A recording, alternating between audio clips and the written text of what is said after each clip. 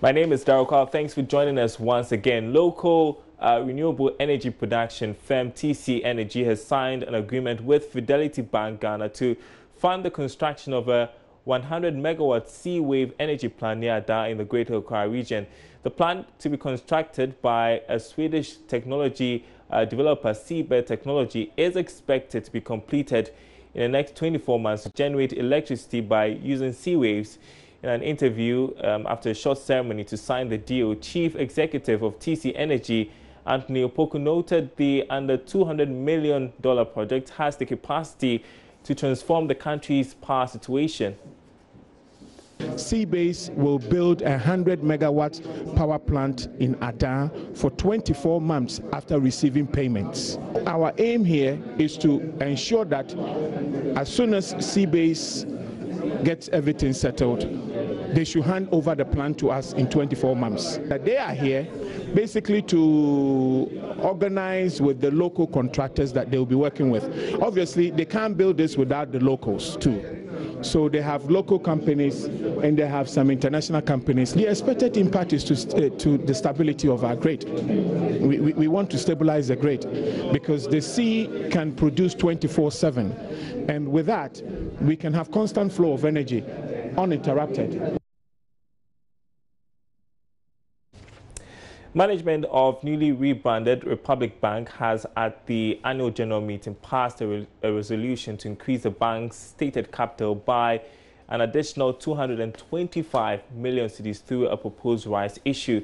The objective is to ensure the bank meets the central bank's minimum capital requirement of 400 million cedis by the end of 2018.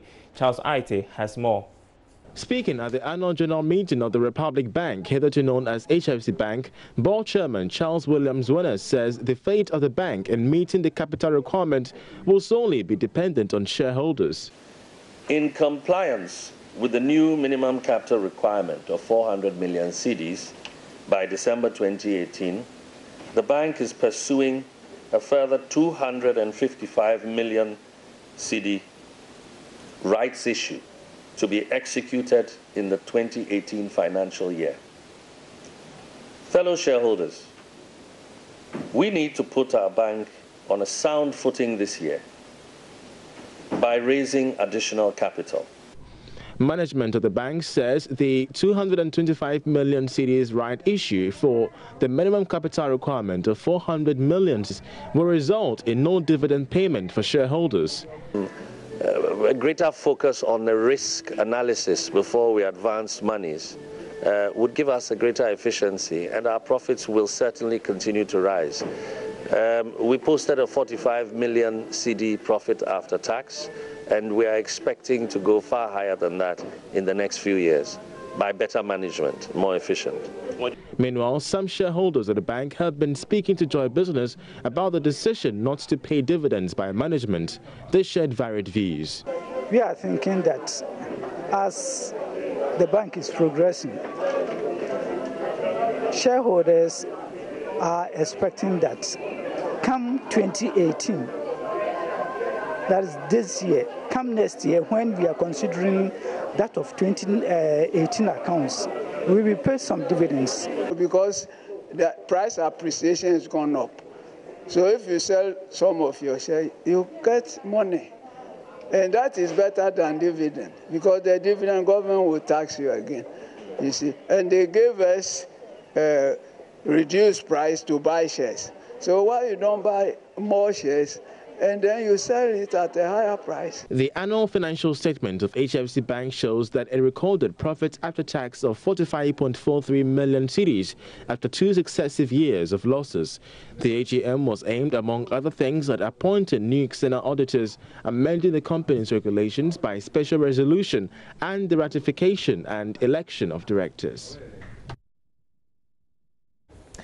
Indigenous oil marketing company Guel has been selected among other local oil marketing companies to lead the implementation of the gas cylinder recirculation program. To this end, Guel has been mandated to build 3 gas filling plants in various parts of the country and also cater for the distribution of LPG. The Institute of Energy Security says the decision, even though laudable, would also lead to the loss of several jobs in the industry. over the period, the NPA diagnosed that we're going to have the cylinder recirculation model. It's gone, it has had cabinet approval. There have been challenges, especially with stakeholders complaining that enough consultation had not been done. Over the period, more consultations have been done. We've had experts coming to the country. Recently, we had some Indians also coming into the country to deliberate with the National Petroleum Authority on the way forward. But even though there are challenges, especially when it comes to job losses, the long and short is that we are trying to prevent explosions, and we have said that the consultations must still go on. It is fair that we engage the LPGMC to be able to tackle the issue, to make sure that we are going to deal with the job losses that is going to come with it, especially investments that people have also done, so that at the end of the day, we won't have people folding up or making losses. All right. So yes, with oil coming in, yes, it's an indigenous company.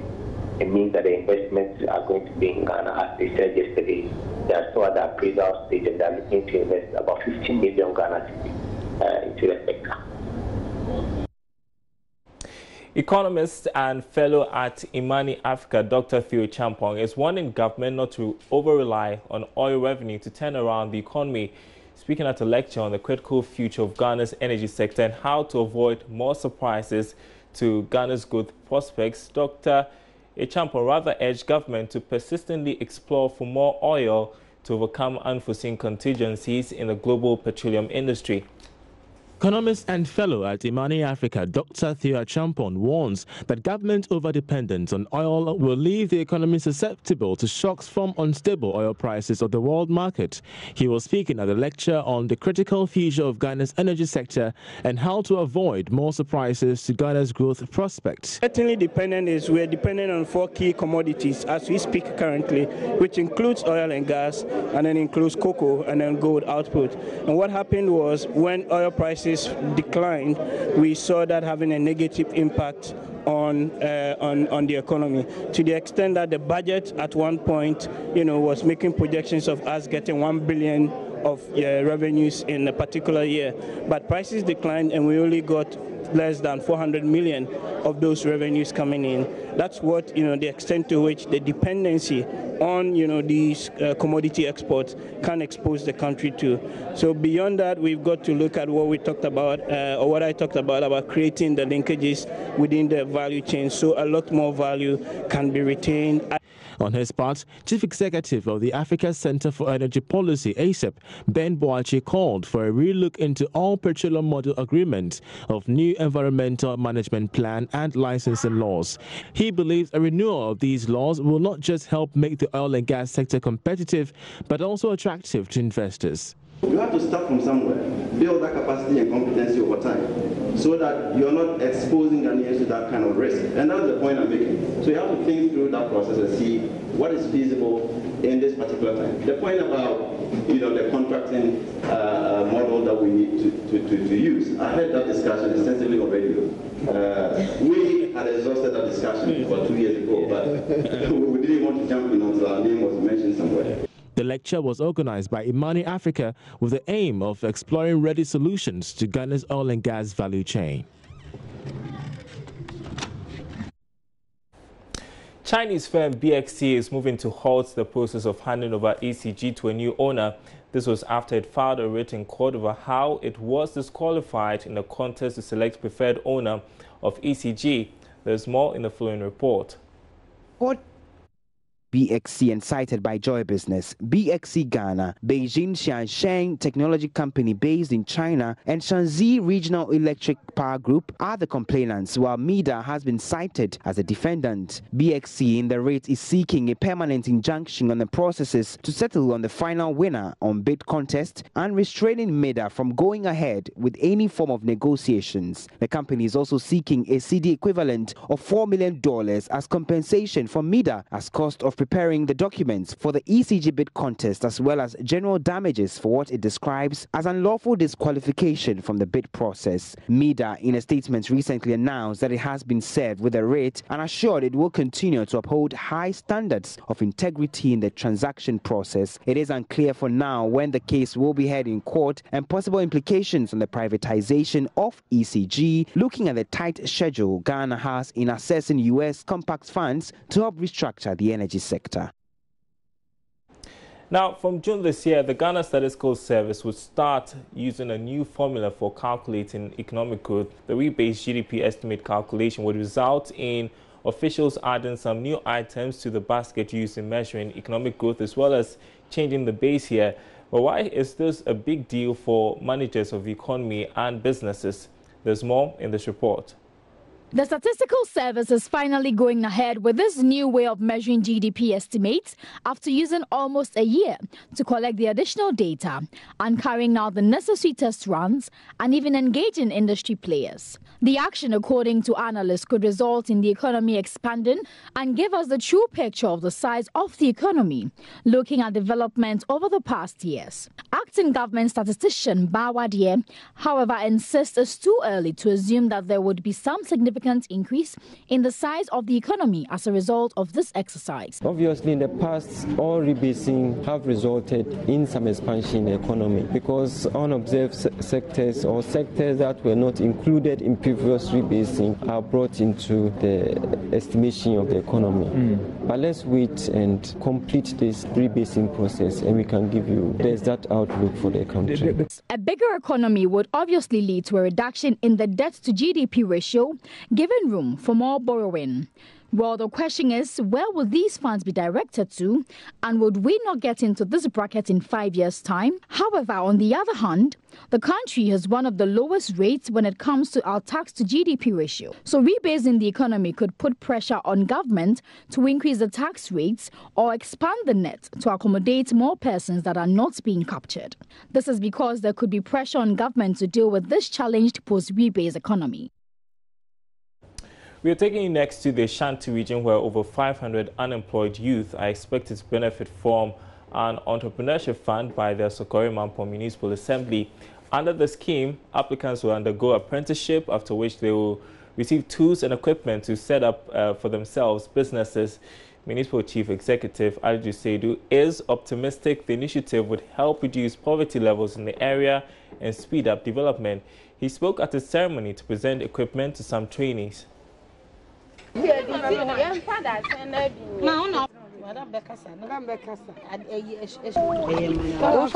Dupont, a soap maker, stirs caustic soda solution for preparation of soap.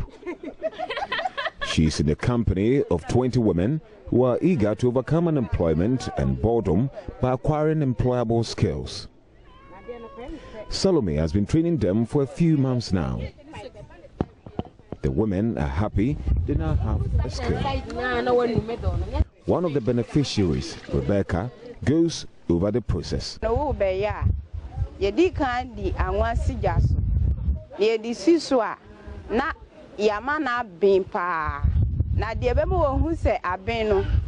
Paper white ebe tumu into the paper tum na a color biamba so no who say and go na bin after the odi beye o seminar.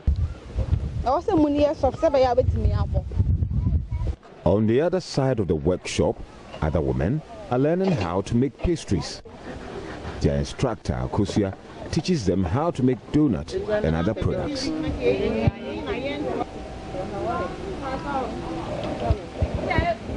Hi, and our chips.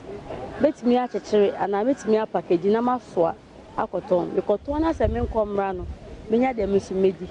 The buyers were born palm, who be brave. Pastries, bits of pie, I shade, the to donuts, rock bands, and cookies in now, much a cake in now. It's a born me can't be brave.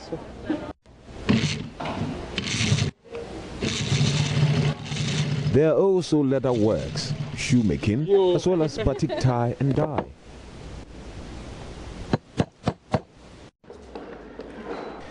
The Sokoré-Mampong Municipal Assembly is collaborating with Business Advisory Council to reduce poverty and unemployment in the community. 500 people are expected to benefit from the initiative in the next 3 years. Ali Seidu is Municipal Chief Executive. The pipeline is also youth in mobile phone repairs. We are targeting, or we are coming out with all these packages targeting at the youth so that they will also be self-reliant going forward. After their training, these women will be equipped with equipment to start their own business. Reporter for JoyNews, Kwesi Deborah. In other news tonight, Barclays Bank Ghana is expanding its frontiers to meet the educational needs of the needy but brilliant students in some selected universities across the country. As part of the bank's shared growth agenda, it has awarded scholarships to 11 students of the Presbyterian University College Ghana. The award seeks to provide financial support to deserving students to go through their tertiary education without any financial difficulty. Kofi Sian reports. The beneficiaries were selected by the Scholarship Committee of the Presbyterian University College Ghana in collaboration with a team from Barclays Shared Growth Agenda. Students had to meet the required criteria, while parents of beneficiaries should have a household income below 14,842 Ghana cedis per annum. The scholarship package includes full payment of tuition fees, household income, laptop, and food subsidy. The package, worth about 110,000 Ghana cedis, is renewable for every academic year and also covers stationery, hostel, and academic user fees. Evans Kwedu Kodri is the area manager, retail banking, Barclays Ghana. Part of it also is to give people who probably are challenged one way or the other financially, and who are students who are bright, but because financially they are not able to take care of their academic needs, they are faced and sometimes they don't get very far. So as part of this whole program, Barclays launched this exercise where we're giving scholarships to many students across the country. In almost all the regions in this country, we are granting scholarships to students. And we want to make you feel our growth. We want to make you feel that we are relevant in this society. Barclays is not just here to make money and go away, but Barclays is here.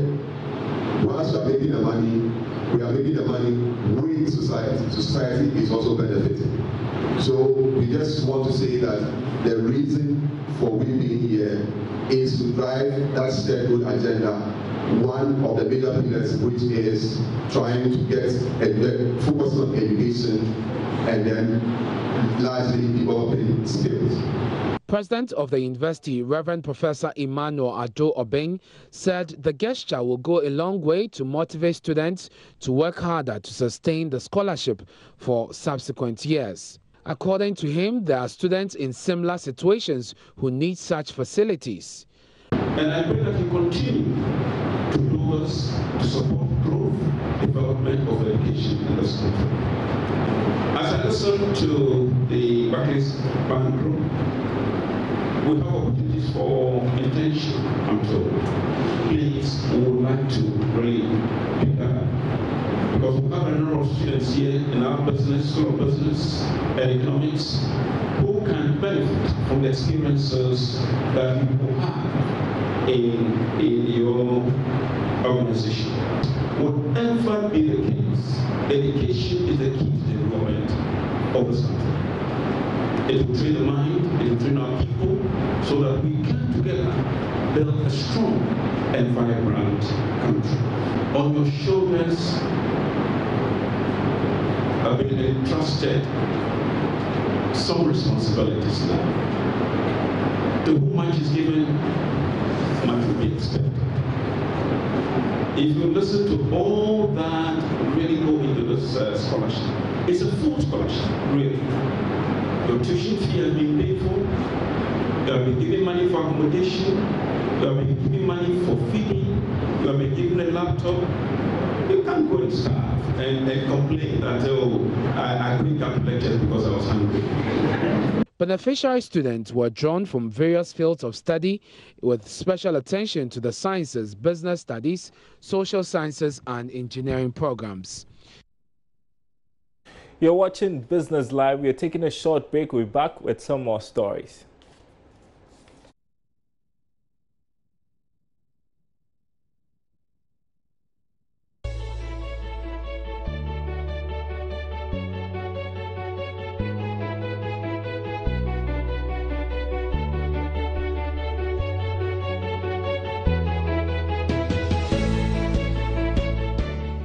Welcome back. Time to bring you our interview of the day. And First Atlantic Bank has advanced moves to attract new investors in a rights issue as a strategy to help meet the new capital requirement before the deadline by the Bank of Ghana. It hopes to achieve this target by June this year. The Bank of Ghana has given up to December to all universal banks in the country to raise a minimum capital of 400 million Ghana cedis. Now, Managing Director of First Atlantic Bank, Odun Odomfe, spoke with Joy Business after a breakfast meeting organized by the bank on business diversification for some selected high-end customers. For First Atlantic, we started the journey to increasing our capital well before the Bank of Ghana came out with its directives. We had a plan, which we've had to accelerate, but thankfully we're on our way to meeting the capital requirements by June at the latest. It's a combination of rights issue to existing shareholders and the private placement to new investors.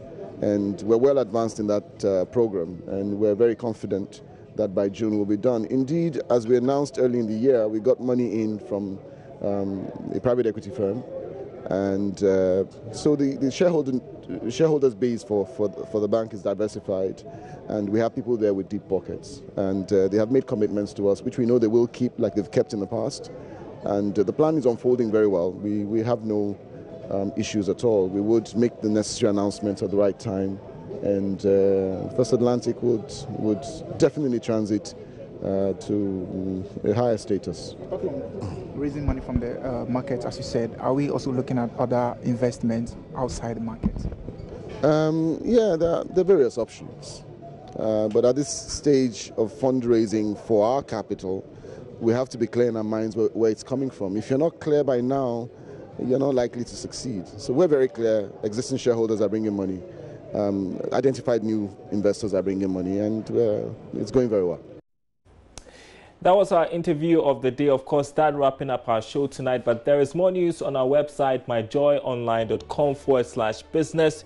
You can watch that story we brought you yesterday about the Kesevik Cattle Ranch begging for a milk factory. We've got more on that on our website, myjoyonline.com, including Barclays UK losing 1.9 billion euros due to Trump's tax plan, and some more that you can read about. What's so great about the personal brand mix, plus all the videos from our bulletins, just in case you missed out on any one of them. My name is Daryl Kwao.